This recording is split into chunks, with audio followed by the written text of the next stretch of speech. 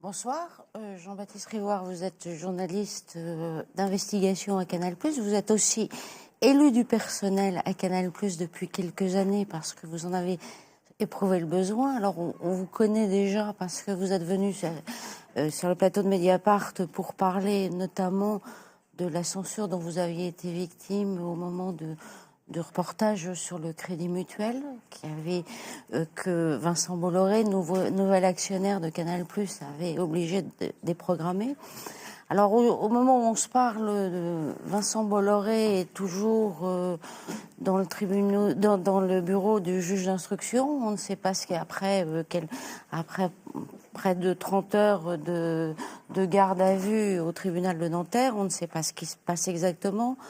On a compris donc qu'il était à une affaire d'utilisation de son agence de publicité Havas pour faire les campagnes de dirigeants africains qui, en contrepartie, le remerciaient en lui donnant des concessions portuaires. On ne va pas rentrer du tout dans le détail de cette affaire parce qu'on n'en connaît pas encore exactement tous les tenants et les aboutissants.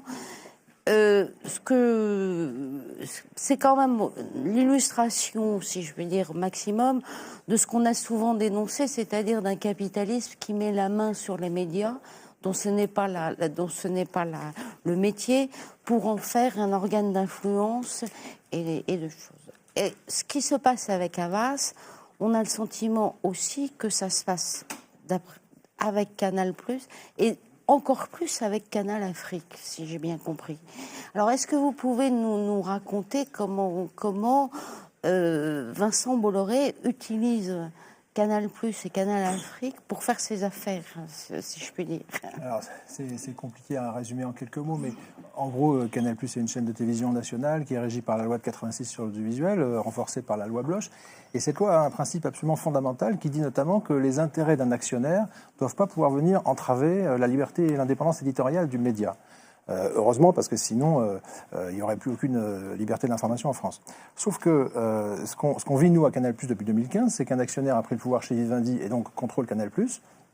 Et que manifestement, cette loi qui explique que ces intérêts d'actionnaires n'ont pas à venir entraver la liberté éditoriale, il s'en moque, puisque dès 2015, il a commencé par censurer la fameuse enquête Crédit Mutuel qui portait sur une banque détenue par un de ses amis, le banquier breton Michel Lucas, sachant que Michel Lucas avait aidé Vincent Bolloré à monter au capital. Donc c'était vraiment les intérêts de l'actionnaire qui étaient là bouleversés par l'enquête de Canal, et donc l'enquête a disparu. Il y a eu d'autres exemples plus récemment, notamment sur l'Afrique. C'est vraiment le terrain de chasse de prédilection de Vincent Bolloré, le terrain de business. Et nous, on le sent éditorialement à Canal, on sera peut-être amené à y revenir, et ça, c'est un vrai problème. Et au-delà de ce qui s'est passé depuis 3 ans, moi, ce qui me frappe énormément, si vous voulez, c'est qu'un industriel fasse ça, c'est une chose, mais en principe, ça viole la loi. Et donc, depuis 2015, le collectif Informé n'est pas un délit, Reporters sans frontières, ils ont saisi le CSA officiellement, depuis septembre 2015, sur la censure Crédit Mutuel. Aucun retour, à ma connaissance, aucune réaction du CSA. Plus récemment, un reportage sur le Togo a été censuré à Canal parce que ça dérangeait probablement les intérêts de l'actionnaire Vincent Bolloré. Là encore, que fait le CSA? Que font les pouvoirs publics? C'est-à-dire qu'un industriel bousille un média national. Dans quel pays est-ce qu'on vit? Qui réagit? Racontez-nous ce qui s'est passé sur ce reportage au Togo, parce que ça se passe, si j'ai bien compris, à un moment où il y a d'importantes manifestations au Togo, tout le monde en parle. Depuis août 2017, le fils de l'ancien dictateur togolais qui a succédé à son père et qui est extrêmement contesté dans la rue au Togo, je crois qu'il a déjà fait 2 mandats, donc les gens en ont marre. En plus, en principe, la Constitution est limitée à 2 mandats. Bref, le peuple togolais est dans la rue depuis des mois et des mois pour réclamer un changement de régime, une alternance démocratique. Et ça, c'est depuis août 2017. En octobre, l'émission L'Effet Papillon consacre un petit reportage à ce phénomène, va dans la rue, interviewe les gens, tout simplement. C'est même pas une investigation spécialement poussée, c'est juste la colère des Togolais contre leur régime. Ce sujet passe une fois dans L'Effet Papillon le 15 octobre 2017 et immédiatement, des consignes sont données à l'intérieur de Canal+ pour que plus jamais ce sujet ne repasse. Enfin, dans les jours qui suivent, il y a des consignes très précises. Il doit être retiré du replay Canal, retiré de la chaîne YouTube de l'Effet Papillon qui est gérée par Canal. Donc, vraiment, il y a manifestement un problème. Ça reste secret à l'époque. Personne ne l'apprend dans l'entreprise parce que ça ne sort pas. Quelques semaines plus tard, il y a une petite erreur. Une programmatrice de Canal Afrique le balance par erreur en Afrique. Il est rediffusé. Et là, énorme colère apparemment de Vincent Bolloré et du dirigeant togolais. Et là, il y a des cadres d'un canal qui vont être virés, etc. Donc là, on est bien dans un reportage qui disait juste, il y a des manifs. Apparemment, ça a gêné ce président. Immédiatement, le reportage a disparu. Donc là, on a un énorme problème. Ça fait des mois qu'on pose des questions à la direction de Canal sur ce problème, qu'on a des réponses très peu satisfaisantes, biaisées. On nous dit pas la vérité. Alors, la cerise sur le gâteau absolu, c'est que quelques semaines après cet épisode, on a appris qu'était passé sur l'antenne de Canal en France une espèce de fake news absolument hallucinante, un public reportage disant que le Togo serait un modèle de stabilité politique en Afrique. Une espèce de public reportage incroyable, avec pas de signature, pas de générique, on ne sait pas qui c'est, discrètement à 7h du matin, qui a ensuite disparu des ordinateurs de Canal, on ne sait pas où il est, c'est un programme clandestin. Donc ça, c'est de la propagande, c'est-à-dire qu'on prend une chaîne de télévision nationale, on fait de la propagande. C'est vraiment de la propagande, c'est du blanchiment de fake news, moi j'appelle ça comme ça.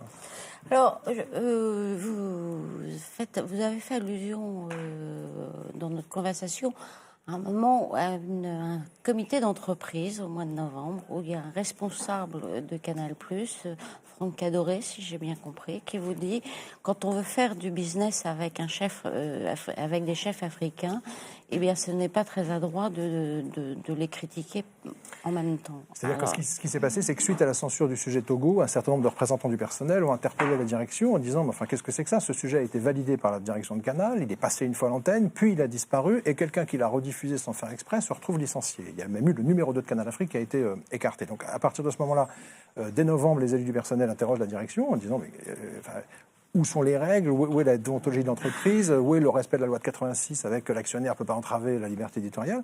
Et là, effectivement, il y a un représentant de la direction qui nous dit c'est pas très adroit d'attaquer un président africain quand on veut faire du business avec lui. Et cette phrase est intéressante parce que qui veut faire du business avec un dirigeant africain? Vincent Bolloré peut-être, mais nous, c'est pas notre problème. Nous, on est journalistes dans cette entreprise pour faire des reportages.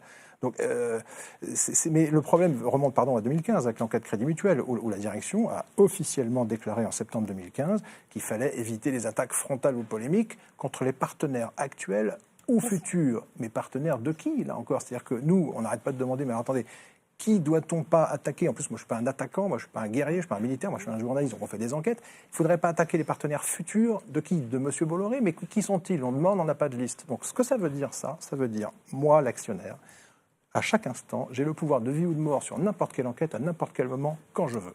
Et donc, nous, journalistes, évidemment, c'est très compliqué de travailler dans un contexte comme ça.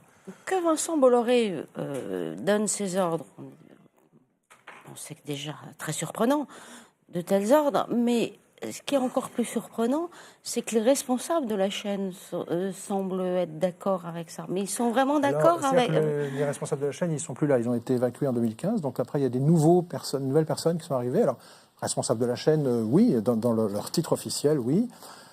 Après, si vous voulez, est-ce que ces gens ont un peu de pouvoir au sein de l'entreprise? Est-ce qu'ils ont des marges de manœuvre? Je ne sais pas. On a beaucoup de mal à savoir. Nous, on a un peu le sentiment, en tant que représentant du personnel, que Vincent Bolloré va jusqu'à choisir la couleur du plateau, le nom de l'animateur, droit de vie ou de mort sur des émissions. Donc, je ne sais pas ce que les gens qu'il a nommés pour être officiellement à la direction de la chaîne ont comme pouvoir. Franchement, je ne sais pas. Et est-ce que le fait que Vincent Bolloré se retire aujourd'hui de la présidence de Vivendi et de Canal, du conseil de surveillance de Vivendi et de Canal+, on se demande maintenant d'ailleurs à la lueur des actions de justice s'il n'y a pas des relations de cause à effet, est-ce que ça peut changer quelque chose? Écoutez, je crois qu'il reste l'actionnaire principal de Vivendi, donc il a le contrôle de Canal. Les gens qu'il a mis en place, Maxime Sada et Jean-Christophe Thierry, sont vraiment des Bolloré Boys depuis le début. C'est des gens qui ont relayé devant l'Assemblée nationale, devant le Parlement, un certain nombre de mensonges sur le fait, par exemple, qu'il n'y avait jamais eu de censure. C'est des gens qui sont parfaitement alignés sur Vincent Bolloré. Maxime Sada a déclaré encore récemment que Vincent Bolloré est la solution pour Canal. Donc, si vous voulez... voilà, je ne sais pas si le retrait annoncé de Vincent Bolloré est-il réel, va changer grand-chose dans la mesure où il a mis en place un système qui verrouille l'entreprise à sa botte, quoi. Alors, vous en parliez au départ. Comment se fait-il? Parce que le CSA, on l'a vu dans des années antérieures, intervenir sur nombre de reportages, critiquer la façon dont on avait telle ou telle manifestation, telle ou telle chose avait été tournée. Et puis brusquement, là, il se tait. C'est qu'il n'est pas informé, il regarde pas Canal+. Comment vous expliquez ce silence? Alors, vraiment surréaliste. Pour faire court, moi, ça fait 20 ans que je suis journaliste, 10 ans à CAPA, 10 ans à Canal. Ça fait quand même 20 ans qu'en gros, les services juridiques des chaînes sont tétanisés de peur à l'idée que le CSA leur dise dans un des plans filmés dans telle manif, il y a un monsieur au fond qui n'était pas très bien flouté. Enfin, tout le monde se fait pipi à la télé dessus. Tout le monde a peur du CSA depuis des années pour des trucs comme ça. Mais tout d'un coup. Vraiment, de façon constante. On ne peut pas imaginer. On est surveillé, on a peur, les juristes sont terrorisés dès que le CSA nous fasse une remarque, etc. Bon, moi, j'ai vécu ça pendant 15 ans. Un industriel actionnaire arrive, prend le contrôle d'un média national, écrase la liberté éditoriale, viole la loi de 86. Il se passe strictement rien au niveau du CSA. Et c'est pas faux de l'avoir prévenu. Je fais court. RSF a fait une lettre officielle en septembre 2015 et une tribune dans Le Monde avec le collectif Informé des Pas à délai en disant que le CSA, c'est une censure grossière caractéristique de l'intrusion de l'actionnaire, faites quelque chose. Schramek avait promis qu'il allait faire quelque chose dans quelques semaines. On n'a jamais rien vu venir. Le CSA a été ressaisi récemment de l'affaire du Togo. Aucune réponse. Aucune réponse. Il a été saisi sur l'affaire du Togo. Premier reportage Togo, et il a été également saisi par lettre recommandée sur la censure Togo. Aucune réponse. Moi, j'ai appelé le CSA aujourd'hui, je leur ai dit, pardonnez-moi, êtes-vous saisi du cas de la censure Togo? Et le service de communication de CSA me dit, je ne peux pas vous dire. Je dis, vous êtes le service de presse du CSA, vous ne savez pas si votre instance saisie depuis 2 mois par un courrier recommandé est saisie d'une censure Togo sur Canal+. Vous ne savez pas. C'est surréaliste, le CSA fait quoi? Donc là, je pense qu'on se moque de nous, et le gouvernement, enfin, sous Hollande et sous Macron, c'est pareil. Il y a une espèce de complaisance à l'égard de la façon dont Bolloré viole la liberté éditoriale des médias, qui, moi, je trouve surréaliste, quoi. Et vous avez l'impression maintenant qu'il y a des sujets totalement interdits maintenant à Canal+. Écoutez, tout le problème, c'est que nous, on nous dit, par exemple, il faut... bon voilà, on nous dit qu'il ne faut pas embêter les partenaires du groupe ou les partenaires de Vincent Bolloré, on ne sait pas très bien qui. Alors on dit mais c'est qui les partenaires? On n'a jamais de réponse, ça fait 3 ans qu'on demande. Mais quand Vincent Bolloré lui-même est venu en septembre 2015 devant le comité d'entreprise à Canal et qu'il a répondu à la question de la censure sur le Crédit Mutuel, il a dit un peu n'importe quoi comme souvent, mais il a dit c'est pas de la censure, c'est de la connerie. De toute façon, il ne faut pas attaquer BNP, le Crédit Lyonnais ou le propriétaire de l'immeuble. Donc, sous-entendu, oui, il faut pas. Par exemple, il cite les banques. Bon, il ne faut pas attaquer ces 2 banques-là. Alors nous, on avait justement une enquête sur la BNP en cours printemps 2015. Elle a mystérieusement disparu de la direction de Canal, qui n'a pas voulu qu'on la lance. Alors, comment vous dire? C'est ce que veut Vincent Bolloré. C'est-à-dire que du jour au lendemain, il fait ça, il supprime telle ou telle chose. Alors, il y a des tas de rumeurs. Alors, les banques, c'est avéré. Alors maintenant, on dit l'Afrique. Alors, on a plusieurs exemples où, sur l'Afrique, des sujets des enquêtes Afrique qui ont été diffusés en France, mais pas sur Canal Afrique. On a l'exemple du Togo, qui est absolument effrayant. On a tout d'un coup des peurs au niveau de la direction de la chaîne. En septembre 2015, on avait une enquête sur Hollande-Sarkozy, guerre secrète. Tout d'un coup, panique au niveau de la direction. Oh là là, Hollande-Sarkozy, on déprogramme. Bon, vous l'avez vu? Ah non, on l'a pas vu, mais on déprogramme, parce qu'on ne sait pas. Il faudrait que le secrétaire général de Vivendi le voie. C'est Vincent qui l'a dit. Enfin, bon. Donc, on ne sait pas. C'est bourré de rumeurs. Il y a des sujets qui sont interdits. Et on ne sait jamais qui, quand et pourquoi. Et en tout cas, ce qui est sûr, c'est que ce n'est pas l'intérêt éditorial qui commande ce qu'on a le droit de faire ou pas. Et de toute façon, on n'a plus le droit de faire grand-chose. C'est-à-dire que l'autocensure aussi s'installe aussi chez vous. Autocensure, on n'en est même plus là. Si vous voulez, quand vous supprimez la seule émission d'investigation de la chaîne en juin 2016, spéciale investigation est supprimée, quand le garçon qui gère le zapping a le malheur de relayer un peu l'enquête de France 2 sur Bolloré, il se fait fumer au bout d'1 an, dégagé, au revoir, merci, faute grave, tu pars sans aucune indemnité, etc. Quand les Guignols, on vire les auteurs, il paraît que Vincent Bolloré a lui-même écrit un sketch sur sa prise de pouvoir à Canal, donc ça deviendrait celui qui dit de quoi on a le droit de rire, mais c'est lui aussi qui fait les blagues. Vous voyez, bon, on est dans un système qui n'est plus un système démocratique, quoi.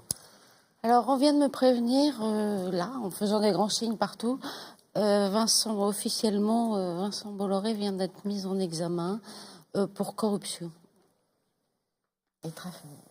Écoutez, moi, je ne connais pas l'affaire africaine, je n'ai pas d'infos, donc la justice travaille. Voilà, quoi. J'ai quand même une petite réaction, c'est que nous, à Canal, on a quand même depuis 2 ou 3 ans le sentiment d'un homme qui est dans la toute puissance absolue. Je crois que c'est quelqu'un qui se vante d'avoir... il est né avec une cuillère en argent, il n'a jamais eu besoin d'aller demander grand-chose aux banques, parce que de toute façon, il y avait une telle fortune familiale que voilà. Et effectivement, on se demande un peu qui a résisté à cet homme tout au long de sa vie. Vous savez, c'est comme les enfants de 5 ans, ils ont besoin de sentir une limite, et puis quelque part, ça les rassure. Et Bolloré, on a l'impression qu'en fait, la limite, au fond, il la cherche, il ne l'a jamais trouvée, il est tout puissant, formidable, il peut tout faire, tout écraser, violer les lois, il n'y a aucun problème. Et je me suis demandé, moi, toujours depuis ces années, si au fond, c'est pas quelqu'un qui serait rassuré qu'un jour, quelqu'un lui résiste. Alors, on n'a pas encore trouvé grand monde pour résister, mais là, apparemment, peut-être que tous les policiers ne viennent pas boire des verres de champagne sur la tour Bolloré à Puteaux, comme le raconte le livre récent Vincent Tout-Puissant. Il y a peut-être quelques policiers qui pensent que la démocratie est importante. Voilà, on en saura plus tard. Bien, merci beaucoup, et puis bon courage. Merci.